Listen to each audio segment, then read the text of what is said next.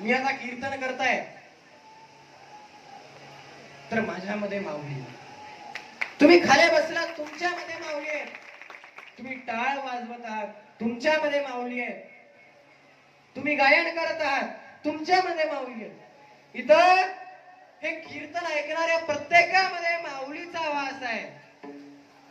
कारण नाहं वसामि कैलासे न मेरोच मंदिरे मद्भक्ता यत्र तिष्ठति तत्र तिष्ठामि पार्वती. म्हणजे भगवान स्वतः म्हणत आहेत की मी कुठे राहतो, भगवंताच्या हृदयामध्ये राहतो. माऊली कुठे राहतात, भगवंताच्या जिथं भगवंत आहे तिथं माऊली आहेत आणि माऊली म्हणजेच भगवंत.